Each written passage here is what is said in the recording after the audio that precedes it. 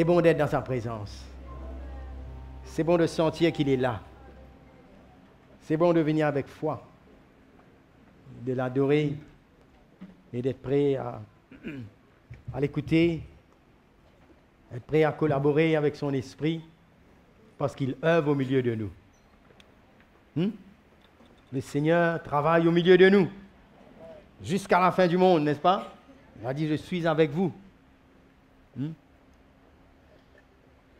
Donc c'est avec joie que nous pouvons ensemble continuer autour de la parole de Dieu, que nous pouvons ensemble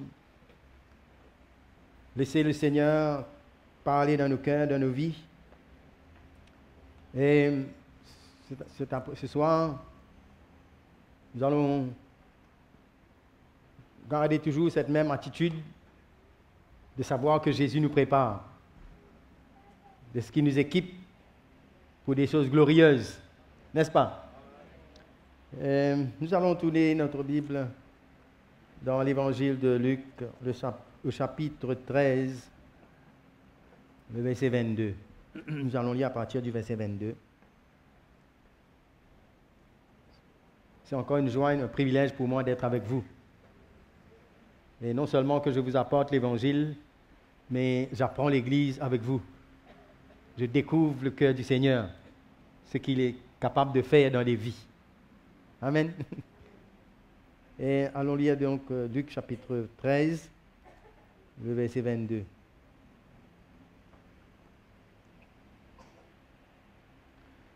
Jésus traversait les villes et les villages, enseignant et faisant route vers Jérusalem. Quelqu'un lui dit, « Seigneur, n'y a-t-il que peu de gens qui soient sauvés ?» Il leur répondit, « Efforcez-vous d'entrer par la porte étroite, car je vous le dis, beaucoup chercheront à entrer et ne le pourront pas. » Nous allons nous arrêter là et nous allons continuer après. Mais c'est comment cet homme qui a suivi Jésus pose une question au Seigneur. Il s'était un peu inquiété concernant le nombre de ceux qui seraient sauvés ou non. Et il a dit, Seigneur, n'y a-t-il que peu de gens qui soient sauvés? Mais Jésus n'y a pas répondu combien, mais plutôt Jésus s'est contenté plutôt de lui dire, de lui montrer la porte, de lui montrer sa responsabilité, de lui montrer ce que lui-même aura besoin à faire face. Souvent, on peut réaliser qu'on s'occupe des autres. Et cet homme, quand nous aurions la description de ce que Jésus va faire, il y a des réalités que nous avons besoin d'entendre en tant qu'enfants de Dieu. Il y a des réalités que nous avons besoin de voir bien clairement. Il y a des réalités auxquelles nous avons besoin d'être confrontés si nous voulons aller jusqu'au bout avec le Seigneur. Vous savez, Jésus n'a rien caché. Il a tout dit dans la lumière. Il y a des choses qui font frémir, il y a des choses qui sont tellement sérieuses. Mais c'est pour cela que Jésus est venu, parce que notre salut est sérieux. C'est pour cela qu'il est venu donner sa vie, parce qu'il est venu pour nous sauver. C'était une question importante. Notre éternité. Et là, Jésus ne va pas se contenter d'expliquer à propos des choses extérieures, les nombres, mais Jésus va aller directement au but parce que lui, il a affaire avec notre cœur. Non? Jésus a affaire avec notre cœur. Il n'a pas affaire avec les statistiques, une étude technique, une réponse technique. Pourquoi? Mais Jésus lui dit, et là, Jésus va répondre. Il me semble que Jésus ne répond pas directement à cet homme, mais il répond à ceux qui sont là, à ceux qui l'écoutent. Et il dit, mais efforcez-vous d'entrer par la porte étroite, quand je vous dis, beaucoup chercheront à entrer et ne le pourront pas. Efforcez-vous. C'est-à-dire qu'il y a une lutte, il y a une réaction, il y a une démarche que le Seigneur s'attend de nous quand nous sommes confrontés aux choses qui concernent le royaume de Dieu, aux choses qui concernent l'éternité et notre vie. Le Seigneur désire nous réveiller. Il désire qu'on soit sage, instruit, équipé pour faire face à la réalité et qu'on prenne notre responsabilité. Le diable, le monde, la chair, toutes ces choses-là vont faire obstacle pour que nous ne voyions pas la réalité. Mais la parole de vérité vient nous affranchir, vient nous rendre libres, vient nous éclairer, pour qu'on puisse agir en conséquence. N'est-ce pas? Les enfants de lumière. Il dit, efforcez-vous d'entrer par la porte étroite. Il y a une réaction et il nous montre que la porte est étroite. C'est la même chose que Jésus a partagé quand il nous parle de cette porte qui est serrée, qui mène à la vie, et de l'autre porte qui est large, lequel les hommes emmènent leur chair, leur compromis, leur convoitise, le monde, tout ce qu'il y a de mauvais. Et on peut même pratiquer, dans un sens, entre guillemets, la chrétienté et marcher vers cette porte qui est large. Et là, Jésus interpelle ceux qui sont là et leur dit cela. La porte étroite, c'est-à-dire le chemin, la voie qui va nous emmener jusqu'au bout pour habiter éternellement, pour être éternellement avec Jésus. Cela doit nous intéresser, n'est-ce pas? Hein? Ce n'est pas juste que nous venons à l'église, nous pratiquons certaines activités chrétiennes, mais le but, le centre de notre vie, c'est d'être avec Jésus. C'est de demeurer en lui. C'est de lui appartenir. Hein? Et cet homme, en posant cette question, voilà que Jésus maintenant commence à dire au verset 25, « Quand le maître de la maison sera levé et aura fermé la porte, et que vous, étant dehors, vous commencerez à frapper la porte en disant, « Seigneur, Seigneur, ouvre-nous. » Il vous répondra, « Je ne sais d'où vous êtes. » Alors vous vous mettrez à dire, « Nous avons mangé et bu devant toi, et tu as enseigné dans nos rues. » Et il répondra, « Je vous l'ai dit, je ne sais d'où vous êtes. Retirez-vous de moi, vous tous, ouvriers d'iniquité. » C'est là qu'il y aura des pleurs et des grincements de dents, quand vous verrez Abraham, Isaac et Jacob et tous les prophètes dans le royaume de Dieu, et que vous serez jetés dehors. Il en viendra de l'Orient et de l'Occident, et du Nord et du Midi, et ils se mettront à table dans le royaume de Dieu. Et voici, il y en a des derniers qui seront les premiers, et des premiers qui seront les derniers. C'est une description d'une réalité qui va se passer. Et cet homme est là, et Jésus le met parmi tout ce nombre et parle et décrit cela. Mais il nous explique comment, quand le maître de la maison se sera levé et aura fermé la porte, nous avons réalisé qu'il y a un temps pour toutes choses. Concernant le royaume de Dieu, concernant cette préparation. Dieu a parlé dans l'Ancien Testament, il a parlé dans plusieurs manières pour nous faire comprendre qu'il y a un moment. C'est la même chose qui s'est passé pour Noé pendant toutes les années qu'il a passé à construire l'arche, mais il y avait un moment où Dieu lui-même a fermé cette porte. L'homme n'arrive pas à réaliser cela. Qu'il y aura un moment où Dieu cessera de pardonner, où il cessera de faire grâce, mais à ce moment-là, c'est le jugement, c'est sa justice qui va agir. Mais alors, Jésus nous montre cette réalité, et juste dans ce verset 24, il nous dit que beaucoup chercheront à entrer et ne le pourront pas, parce que ce sera trop tard. Ils chercheront. Cela me ramène un petit peu dans un passage de Jérémie, tous ces scénarios-là. Jérémie, le chapitre 8, verset 18 ou 20, il y a quelque chose qu'il mentionne ici, je lis cela dans Jérémie, le chapitre 8, le verset 20, il dit « La moisson est passée, l'été est fini, et nous ne sommes pas sauvés. » Il parle cela à ce peuple, et que maintenant, Jérémie est brisé par la douleur de la fille de ce peuple, et il est attristé dans l'épouvante. L'épouvante le saisit, et il dit, voilà, il décrit ce scénario que la moisson est passée, l'été est fini, et nous ne sommes pas sauvés. Cela veut dire beaucoup de choses. Parce qu'il y a un temps de moisson, n'est-ce pas que Jésus a dit, la moisson est grande, n'est-ce pas? Il y a peu d'ouvriers. Il y a un temps où le Seigneur est en train de travailler. Mais ceux qui sont tombés dans cette situation ici réalisent que maintenant la moisson est finie, la moisson est passée, l'été est fini. Ça veut dire que l'été, c'est le temps maintenant de la récolte. Et ils ne sont pas sauvés. Ils sont restés. Ça veut dire que le temps que Dieu a donné,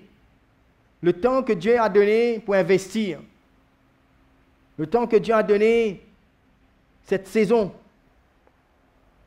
pour construire des vies, pour qu'ils puissent porter du fruit, pour qu'il y ait un changement, pour qu'il y ait de la repentance, pour qu'il y ait une considération, toutes ces choses ont été mises à l'écart. Le cœur de l'homme qui résiste à l'appel de Dieu. Et c'est là que le Seigneur nous dit comment nous devons faire attention de mépriser la grâce de Dieu, parce qu'il y a un temps de grâce.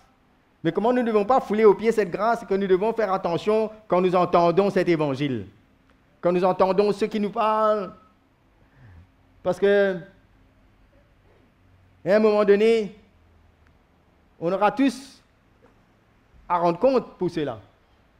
C'est pourquoi l'Église du Seigneur, quand l'Esprit de Dieu est à l'œuvre, quand Dieu est en train de construire, on a intérêt à nous réveiller. On a intérêt à considérer que c'est l'amour de Dieu, c'est la grâce et la patience de Dieu qui prend son temps pour investir dans notre vie. Et ce qui est dangereux, c'est lorsqu'on devient, je cherche le mot, lorsque notre cœur devient négligent, lorsqu'il y a une attitude dans notre cœur où on est considéré, on devient indifférent. Cette indifférence, cela attriste le cœur de Dieu.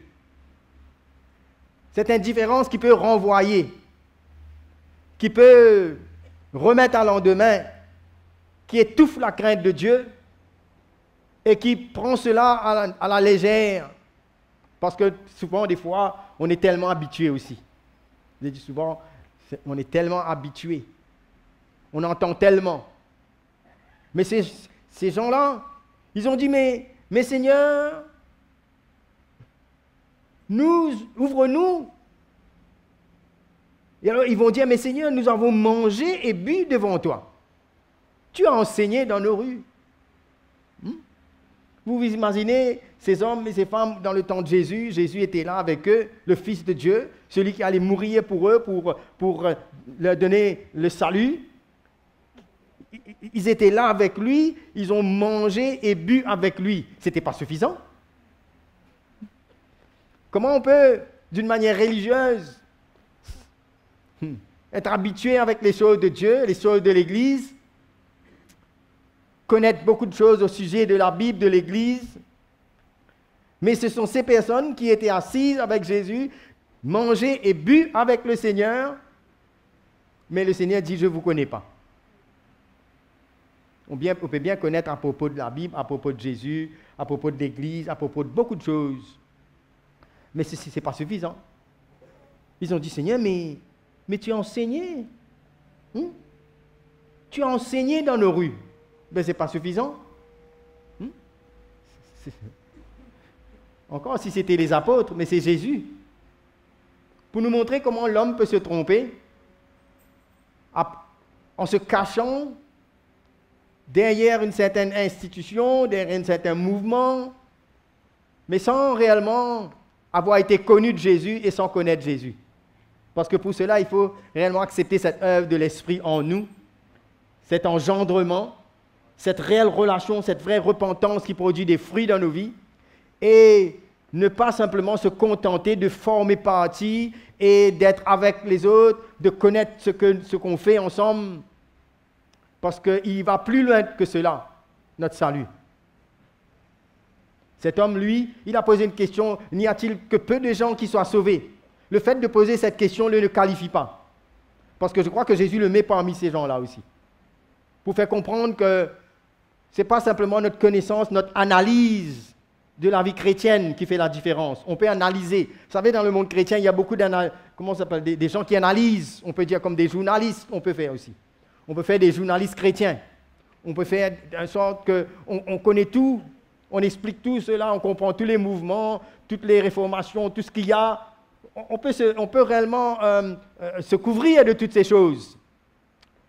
Mais quand il s'agit de notre salut, quand il s'agit de notre relation avec le Seigneur, quand il s'agit de laisser le Seigneur faire une œuvre en nous, de circoncire notre cœur, de nous emmener à nous humilier, avoir un cœur brisé et de pouvoir avoir la crainte de Dieu dans notre cœur et pour s'accrocher au Seigneur et de nous efforcer et de lutter jusqu'au bout, ça c'est autre chose.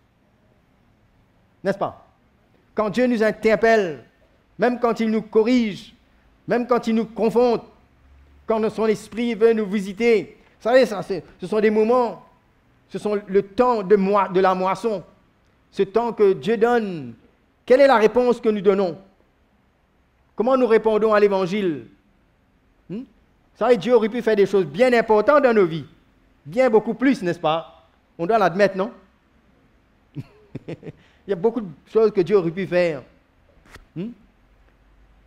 Beaucoup de changements, beaucoup de maturité aurait pu venir, beaucoup de libération. Mais quelle attitude on a eue? Quelle attitude on a eue? On s'est réservé. On a pris beaucoup de temps. On a fait des mauvais choix. Des fois, on a été incrédule. Toutes ces choses. Qu'est-ce que nous faisons de tous ces séminaires, de toutes ces réunions, de tous ces partages, de tout cela? Comment nous voyons cela? Est-ce que nous voyons seulement Jésus? Tu as enseigné dans nos rues, on a entendu, on était d'accord.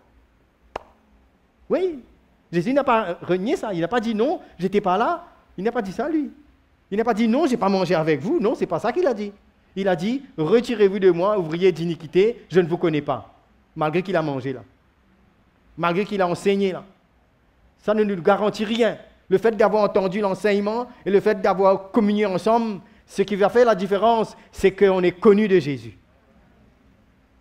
C'est qu'on accepte de boire la coupe, on accepte de prendre notre croix, on apprend à s'humilier devant lui, à reconnaître, on accepte de laisser ce manteau d'indifférence sortir de nous, cette attitude de renvoyer au lendemain, cette attitude où tout est bon, tout est cool, tout est calme, mais il y a comme un feu qui doit venir brûler dans notre cœur, c'est l'œuvre de l'Esprit qui nous interpelle, qui nous pousse à venir nous abandonner au Seigneur, à jeter les armes, à laisser Dieu continuer et non pas à étouffer la moisson. Ce temps, c'est le temps là. Reconnaître ce temps, racheter le temps. Éphésiens 5, le verset 16 nous dit,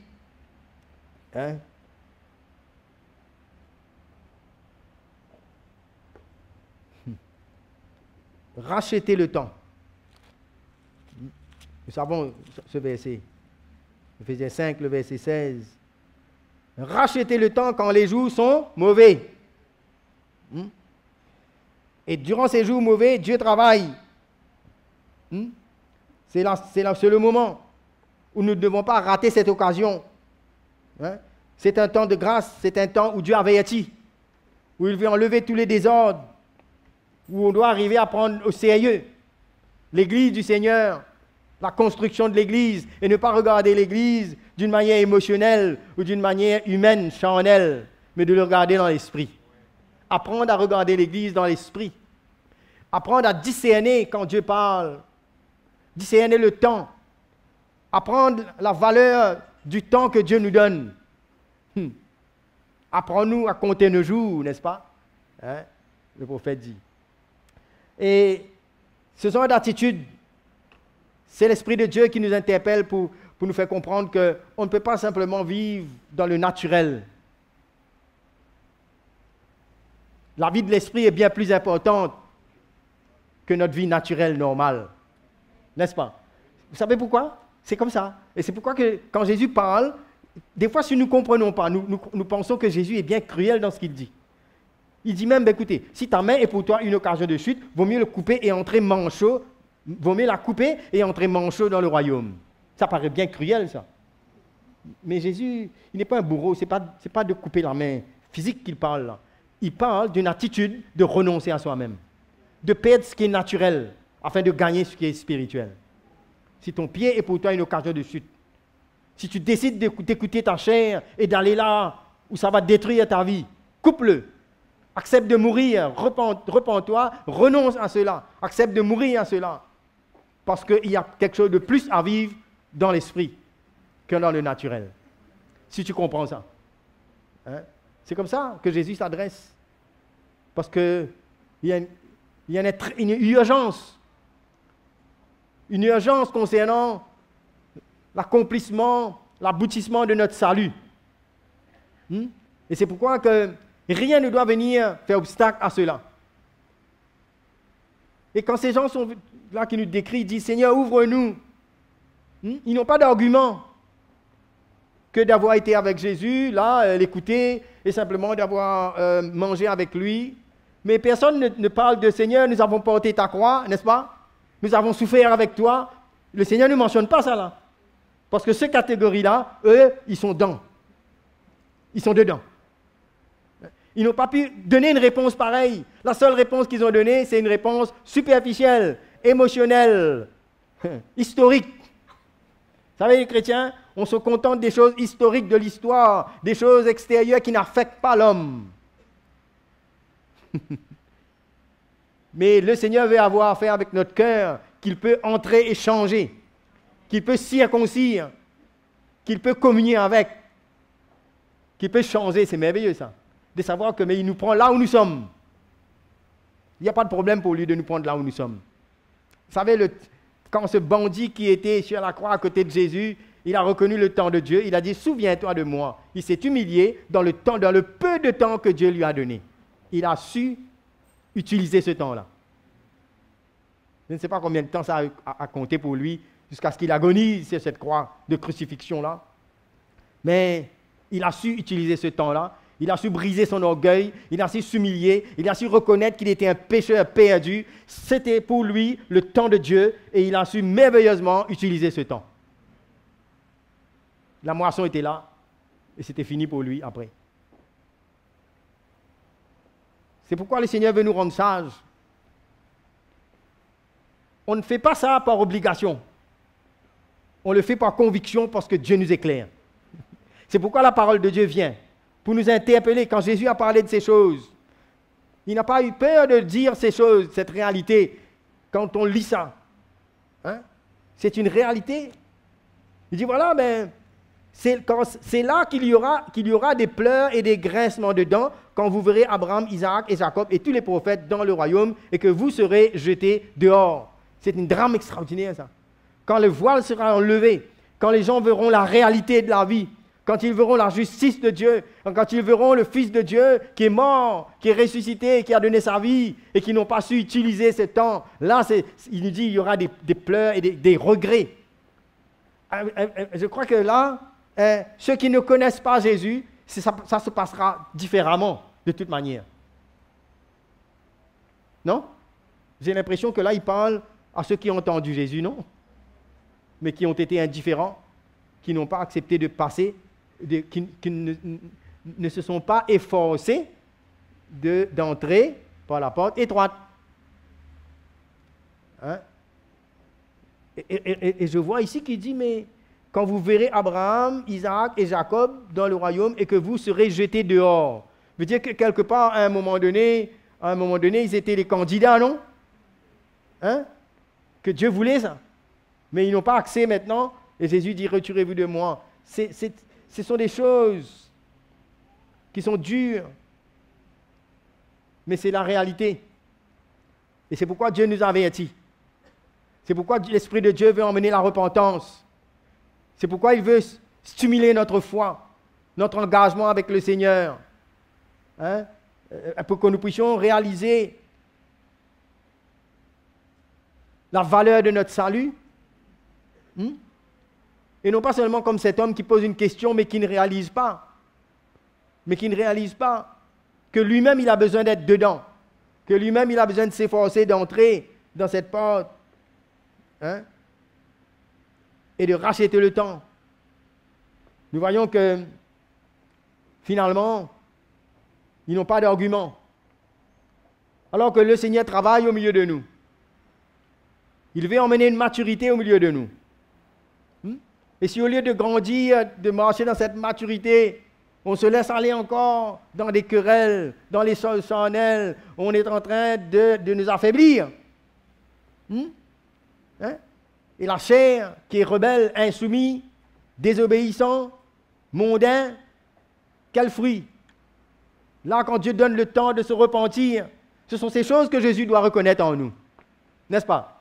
Les fruits de la repentance, quand il dit « Retirez-vous de moi, je ne vous reconnais pas », c'est pas veut dire que Jésus n'était pas là, il n'a pas mangé avec eux, mais ce qu'il veut voir, c'est sa vie en eux. Le fruit de ce qu'il a enseigné. Ils ont entendu l'enseignement, mais ils n'ont rien eu en eux comme fruit de cet enseignement. Hein? Ils se sont assis et mangé avec Jésus, mais ils n'ont pas eu réellement une réelle communion pour reconnaître son cœur et le but pourquoi il est venu. Hein? Ils ne se sont pas repentis.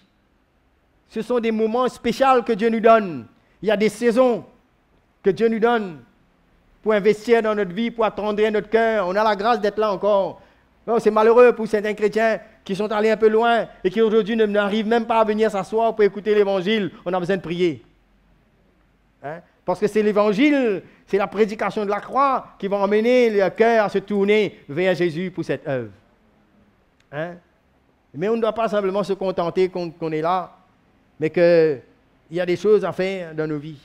Et c'est important de discerner ce temps-là. Comment on ne doit pas gaspiller le temps, mais réaliser tout cet investissement. On a besoin de savoir profiter. On a besoin de savoir utiliser ce temps-là, mettre à part pour que Dieu puisse continuer son œuvre. Hein? Il y a un moment où le Saint-Esprit vient attendrir notre cœur, où notre cœur est disposé et il emmène la crainte de Dieu dans notre cœur. Ce sont des moments précieux. Ces moments-là, nous devons apprendre à les chérir. C'est plus qu'un anniversaire, qu'un n'importe quel événement qui chatouille un peu, qu'on est content. On ne peut pas comparer ces moments-là. C'est pourquoi David dit, un jour dans tes parvis vaut mieux que 1000 ailleurs. On chante ça. Mais qu'est-ce que David, vous croyez, est en train de dire là? Seulement dans un petit endroit physique comme ça, pour s'asseoir dans un temple. Mais il est en train de parler de la présence de Dieu, de la voix de Dieu, du plan de Dieu, de ce que Dieu a pour lui.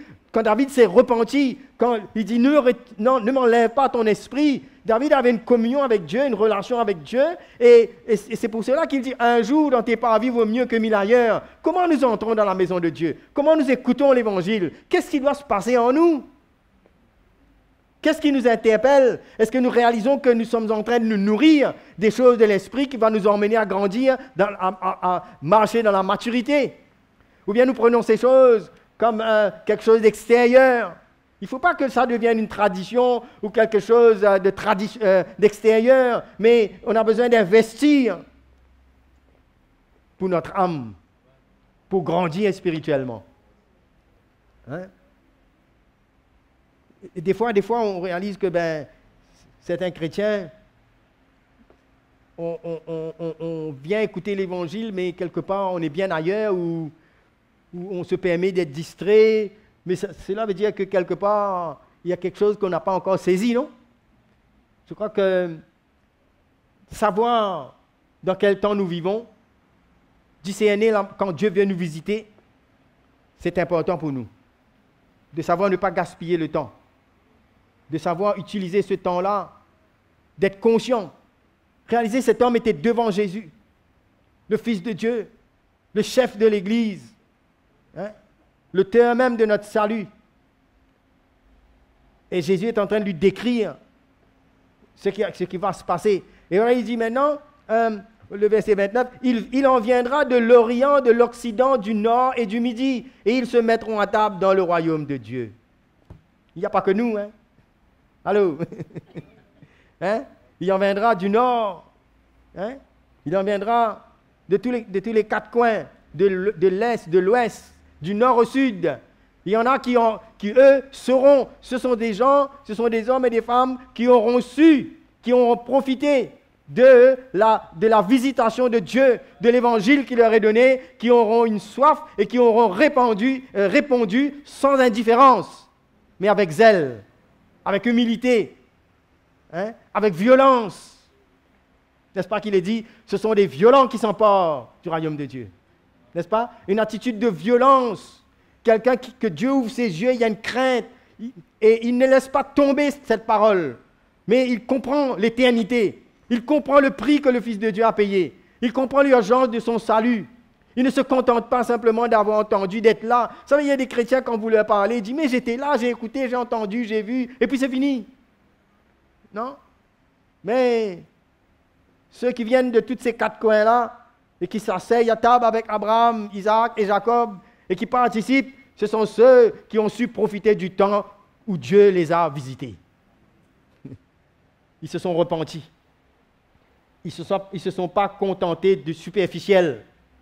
L'Église, pour eux, n'était pas quelque chose de superficiel. Ce n'était pas quelque chose simplement de traditionnel, mais c'était leur vie. Ils se sont donnés à fond. Ce sont des hommes et des femmes qui ne se sont pas contentés de quelques petites bénédictions ou de quelques cérémonies extérieures ou quelques bons moments. Hein, vous savez, il y a des chrétiens qui aiment les bons moments. J'espère que vous n'êtes pas là simplement pour un bon moment, mais qu'on est là pour que Dieu nous parle et qu'on puisse accepter et le laisser faire. Ça, il y a des chrétiens qui choisissent les bons moments. On n'aime que les bons moments. Hein, des moments de joie, des moments agréables. Vous savez que le Seigneur nous dit, mais il y a même un temps où les gens ils voudront entendre des choses agréables. Un évangile qui leur plaît. Hein? Quelque chose dont ils sont d'accord. C'est eux qui conditionnent qu'est-ce qu'ils veulent entendre. N'est-ce pas? Si vous venez un peu trop dans le terrain, non, c'est pas ça. Moi, j'aime ça, ils choisissent, non? C'est comme un livre, ils ouvrent la page qu'ils veulent. Non? Ils choisissent la page. Ils choisissent l'enseignement qu'ils veulent. Mais vous savez, Jésus ne fait pas de ménage là, lui. Hein? Quand quelqu'un vient lui demander quelque chose, ben, il va le mettre dans la place où il a besoin d'être. Quand on interroge le Seigneur concernant les choses de notre vie, il est fidèle, mais il ne répond pas toujours comme nous on aurait voulu. Si on a besoin de se repentir, il va nous le dire carrément. Si on est orgueilleux, il va nous le dire carrément. Si notre cœur s'est endurci, il va nous le dire pour notre bien, n'est-ce pas? Parce qu'il nous aime, ça. Jésus décrit cela parce que quand il dit il y aura des pleurs et des grincements des dents, c'est une désolation. Parce que vous savez, quand c'est trop tard, c'est trop tard. Nous devons avoir une crainte pour pouvoir comprendre ces choses. Hein? Combien d'exemples la parole de Dieu nous a donnés? Hein? Et là, c'est que ces gens qui sont venus de tous ces coins, ils ont pu participer parce que le Seigneur les a reconnus. Il y a la marque de la croix en eux. En eux-mêmes, ils ont eu la preuve qu'ils appartiennent au Seigneur, qu'ils ont accepté de souffrir, qu'ils ont accepté d'abandonner leur vie passée. Ils ont accepté que le Seigneur puisse venir s'asseoir sur le trône de leur vie, non? Quelque part, Jésus a eu raison de leur vie. Et notre qualification, ce n'est pas ce que nous disons, ce que nous faisons, mais ce que le Seigneur fait en nous. C'est que nous le laissons faire, n'est-ce pas? Hein? Quand il arrive à nous vaincre, quand il nous corrige, c'est bon. quand il nous redresse, quand il arrive à nous emmener à maîtriser cette chair, et qu'on n'est pas livré à nous-mêmes dans la rébellion, dans l'indépendance, pour gérer notre vie comme on veut. Ça, c'est une attitude qui emmène vers la perdition, où le Seigneur n'arrive plus à contrôler. Mais nous, qui formons partie, ce que Dieu veut, d'être parmi ceux qui se tiendront à table, n'est-ce pas? C'est ça le plan de Dieu, alléluia. C'est le plan de Dieu, hein? Qu'on puisse se mettre à table dans le royaume de Dieu. Et il dit, voici, il y en a des derniers qui seront les premiers et des premiers qui seront les derniers. Comme s'il y a un déplacement, je ne sais pas comment le Seigneur voit ça, je ne peux pas trop vous expliquer ça, mais comme s'il y a quelque chose que l'homme donne la priorité, donne plus de valeur, mais que Dieu ne voit pas de la même manière. Ce qui fait qu'on pourrait être étonné dans le royaume, des fois, quand le Seigneur récompense. Parce que Dieu ne voit pas de la manière qu'on voit. Nous, on voit les choses extérieures.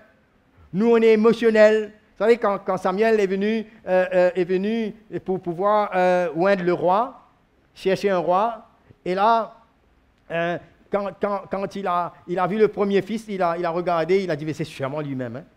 C'est sûrement lui, c'est parce qu'il est fort, il est grand comme ça. Mais l'Éternel lui dit non, l'homme regarde à la vue, ce qu'il voit, mais, hein, à l'apparence, mais l'Éternel regarde au cœur. Vous savez, le cœur ne se voit pas comme ça. Il faut être dans l'esprit pour voir le cœur. Le cœur ne se voit pas de la manière charnelle, émotionnelle. Quand on regarde de la manière émotionnelle, on voit ce qui fait du bruit, on voit les apparences, on voit beaucoup de décorations, n'est-ce pas? On voit l'intelligence, hein? on voit beaucoup de choses extérieures, nous. On donne beaucoup d'importance à ça, mais le Seigneur lui dit non, je l'ai rejeté. Ce n'est pas lui, non. Au fait, c'était le dernier qui n'était même pas là. C'était le dernier qui est venu le premier. Celui que Dieu a choisi. Il dit, j'ai vu un homme selon mon cœur. Vous savez, ce n'est pas un problème que vous soyez venu une semaine ou un an dans le Seigneur. Vous savez, il y a des chrétiens qui ont des problèmes avec ça. Ce n'est pas le temps qui compte, c'est le cœur. Bien sûr, il y a un moment, il y a une marche, il y a tout ça, bien sûr, on comprend tout ça. Mais là, ce qu'on est en train de voir ici, c'est que le Seigneur nous montre que ce n'est pas ce que l'homme donne la valeur à sa manière qui compte, c'est la manière que Dieu évalue les choses. Un jour, Jésus a dit, mais il y a deux fils. Il y a deux fils. Et il dit à ces deux fils-là, allez travailler dans le champ. L'un dit, je vais aller. Mais après, il n'est pas parti. Mais alors que l'autre, il a dit, je vais partir. Et il y a un autre qui dit, je ne vais pas partir. Mais après, il est parti. Alors Jésus dit, mais lequel des deux a fait la volonté du Père? Celui qui, même qu'il a dit qu'il ne va pas partir, mais qu'il a fait. Pour le Seigneur, c'est à la fin qui compte. Si on fait ou ne fait pas la volonté de Dieu. Il y a un problème? C'est OK? OK. C'est arrangé. Correct. Merci. Voyez-vous? Ce n'est pas les choses qu'on déclare extérieurement. On ne doit pas se cacher derrière ces choses. Mais on a besoin d'être reconnu pour avoir donné notre vie et obéi au Seigneur. N'est-ce pas? C'est ça notre qualification. C'est qu'on s'efforce d'entrer par cette porte étroite. On n'a pas de choix. La porte là est serrée. Il y a des conditions, il y a des choses que Dieu veut faire en nous. Et il y a des choses que Dieu veut œuvrer en nous. Il y a des choses qu'il veut couper en nous, qu'il veut enlever. Et lorsqu'on apprend à être un disciple, vous savez que le Seigneur nous dit, mais on donnera à celui qui a, n'est-ce pas? Mais même à celui qui n'a pas, on notera même celui qu'il croit avoir, enfin. Non? Parce que celui qui apprend à obéir, il va commencer à continuer à obéir. Si on commence à être discipliné, si on commence à apprendre les bonnes manières, les bonnes attitudes, quand Dieu nous interpelle pour une chose, si on commence à faire ce pas et obéir, ça nous donnera, on verra la grâce de Dieu, on sera instruit, et ça nous donnera encore l'occasion, quand Dieu va nous demander encore quelque chose, de dire oui au Seigneur après. C'est comme ça la marche. Vous savez, quand Abraham devait venir et aller dans la terre que Dieu voulait lui donner à ses descendants, comment Abraham, il a commencé par quitter le pays, et puis au fur et à mesure, Dieu lui a dit ce qu'il allait se passer. Dieu ne lui a jamais dit tout d'un seul coup. dans notre marche avec le Seigneur, Dieu ne nous dira pas tout d'un seul coup tout ce qu'il doit faire encore dans notre vie. Il dit, prends ta croix chaque jour. Chaque jour, tu apprendras comment prendre cette croix. Non? Chaque jour. Tout ce qu'il y a à faire en nous, tout ce que Dieu a brisé en nous, il y a des choses qu'on ne connaît pas. Il y a des points faibles dans notre vie. Il y a des occasions de chute. Il y a des choses que Dieu, comme un père, veut prendre soin de nous chaque jour. Et c'est parce que c'est à cause de ça qu'à chaque fois, à chaque étape, on a besoin de se soumettre à Dieu pour qu'il fasse ce qu'il a besoin, pour qu'il emmène une autre maturité dans notre vie. Chaque étape. C'est un procédé, c'est un chemin. C'est pourquoi il ne faut pas s'arrêter quand Dieu interpelle notre vie. Il nous dit, mais ne t'effraie point, non? Ne te décourage pas quand il te corrige, parce que lui, il te châtie parce que tu es son fils, sa fille. Non? Première épreuve, premier test, première correction, on est découragé? Non. Il faut laisser Dieu continuer jour après jour, maturité après maturité, gloire en gloire. N'est-ce pas? C'est un chemin. Et le Seigneur veut nous mettre en nous cet amour pour les choses de l'esprit. Affectionnez-vous aux choses d'en haut. Les choses d'en haut. Ce n'est pas des bénédictions qui tombent à droite, à gauche comme ça pour nous remplir, n'est-ce pas? Non, les choses d'en haut, ce sont des choses qui nourrissent notre esprit et qui nous fait devenir à l'image de Christ. Les choses qui nous enrichissent. Les choses qui établissent Christ en nous, qui nous a fait amis. Ce sont des choses qui doivent nous intéresser. Ce sont des choses à lesquelles nous devons nous efforcer de nous revêtir, de prendre en nous pour venir à l'image de Christ. Quand Dieu traite notre caractère, traite toutes ces choses en nous, notre chair, il nous permet de faire face à des épreuves, à des tests. Et c'est alors que nous réalisons combien nous sommes faibles. Vous savez, si on nous laisse, on fait des grandes déclarations, comme Pierre.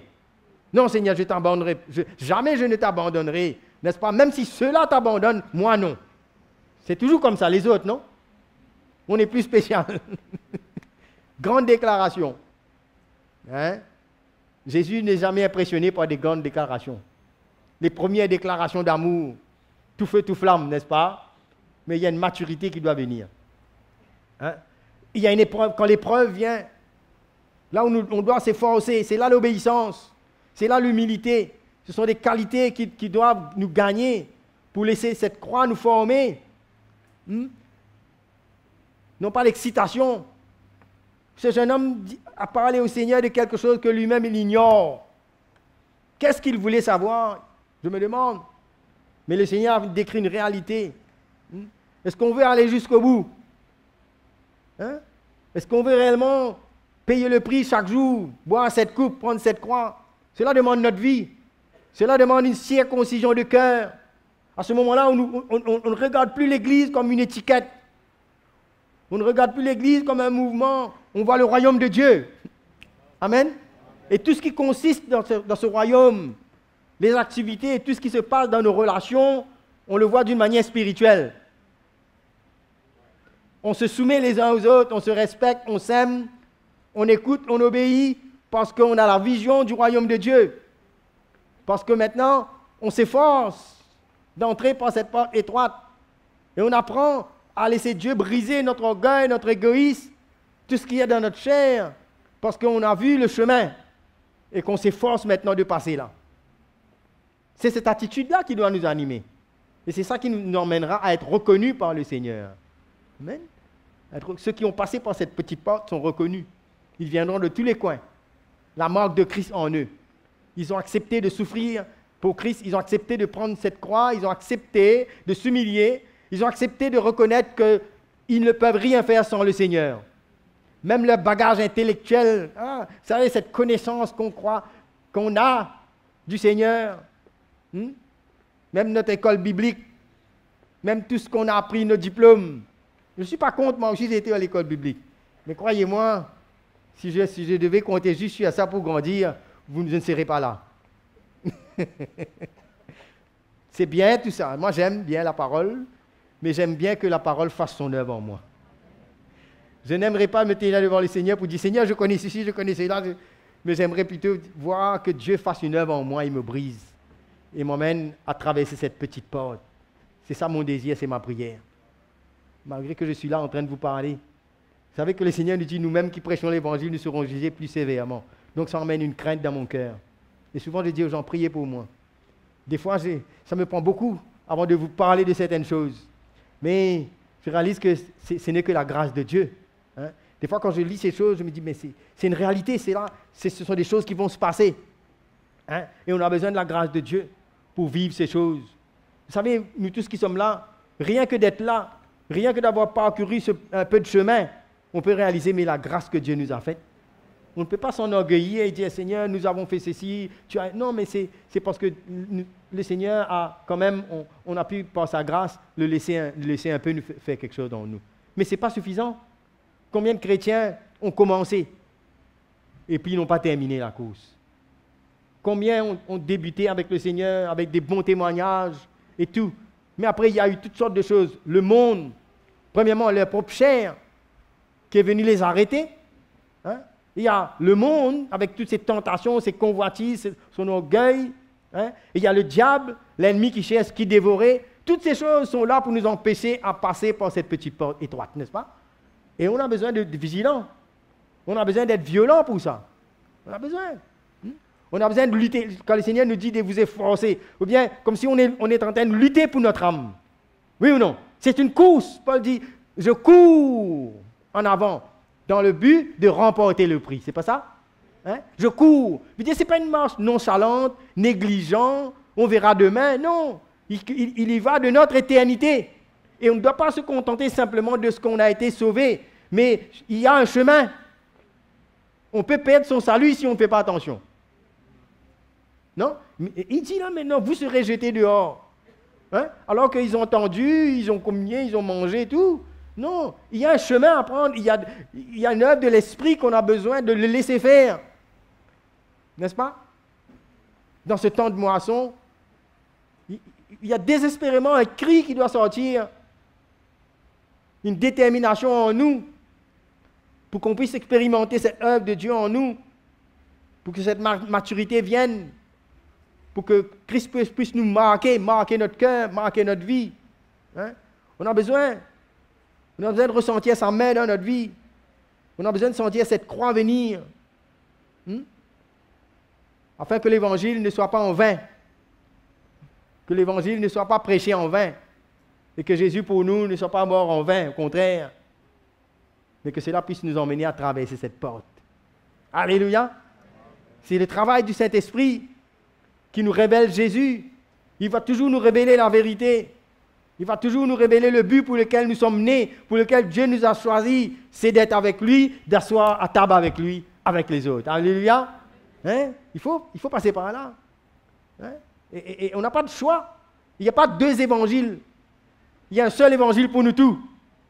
Et un seul chemin, même chemin, même croix, dans un sens, avec différentes œuvres en nous, n'est-ce pas? Mais Christ crucifié, c'est pour nous. N'est-ce pas? Hein? Cette souffrance qu'on a besoin ensemble d'accepter. Et la gloire qui est réservée, alléluia.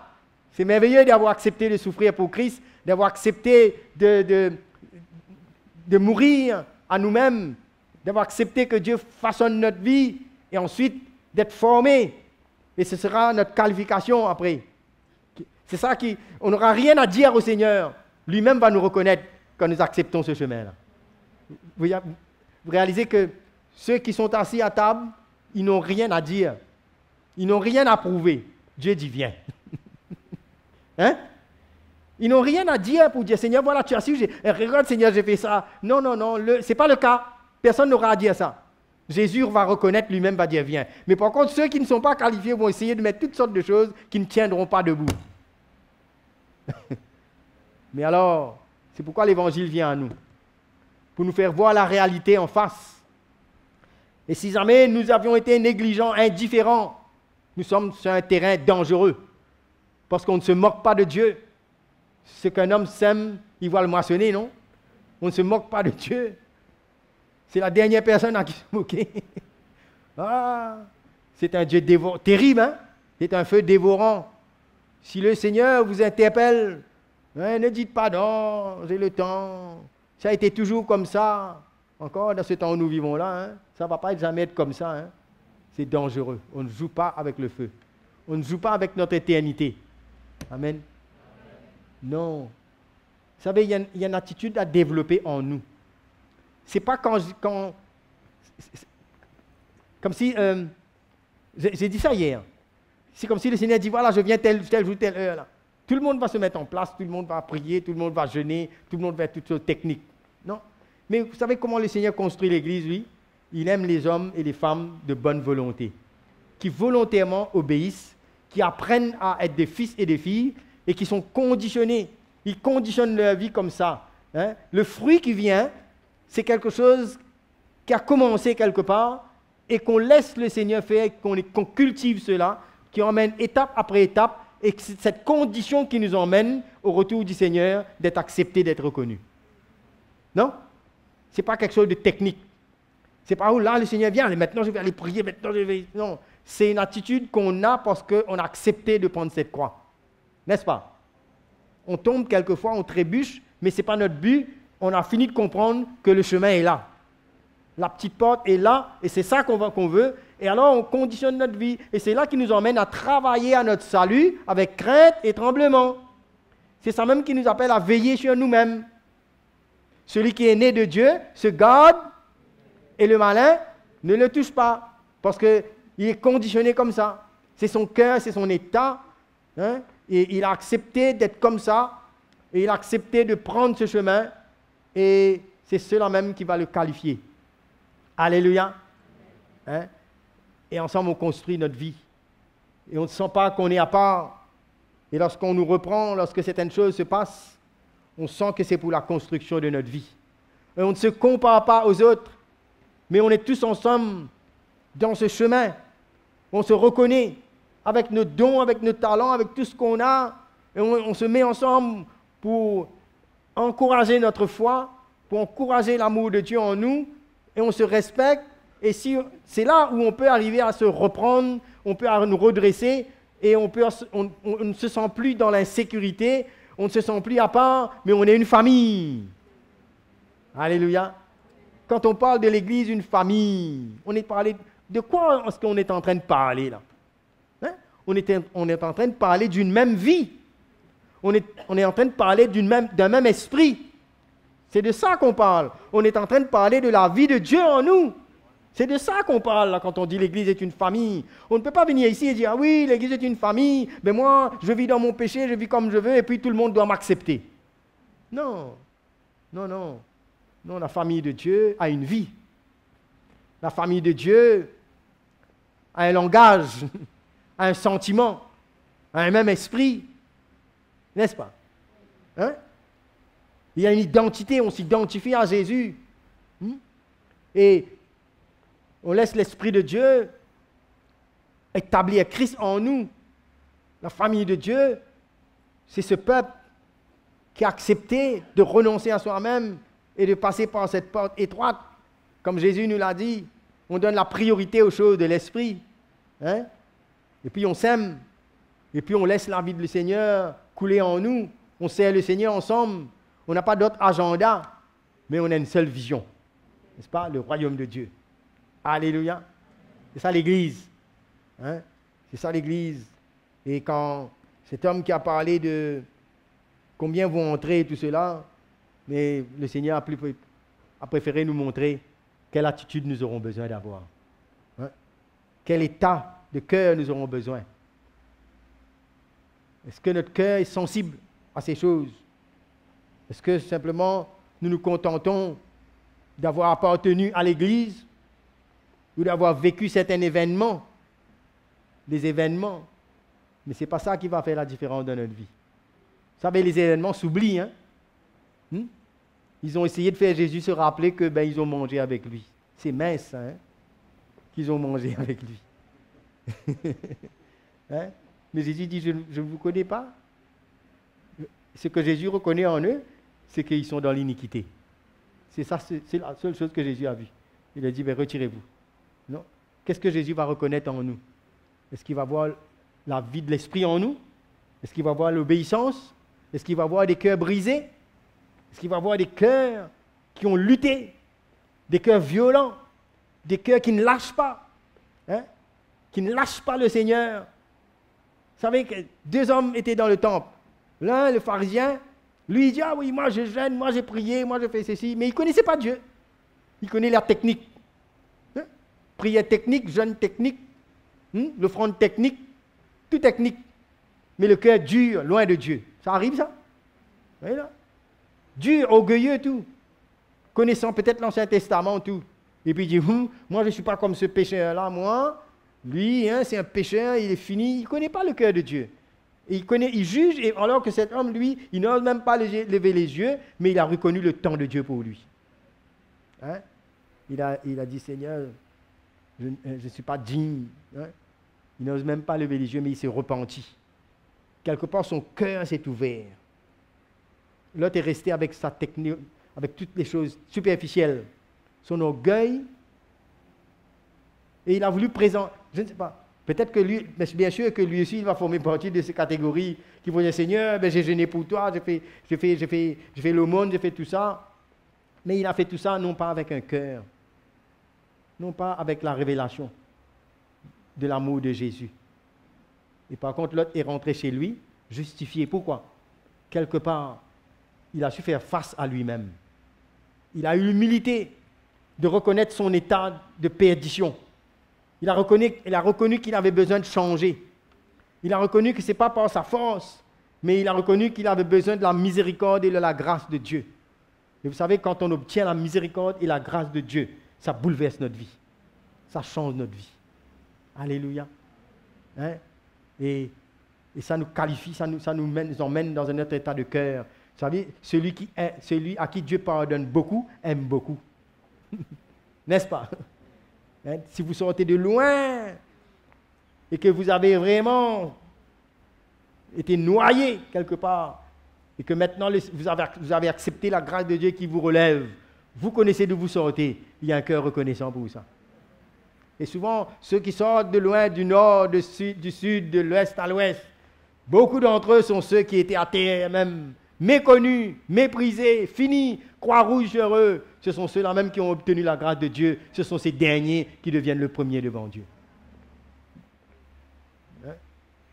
Beaucoup seront étonnés un jour de voir les gens simples, peut-être qu'ils ne parlent pas beaucoup, mais qui sont riches.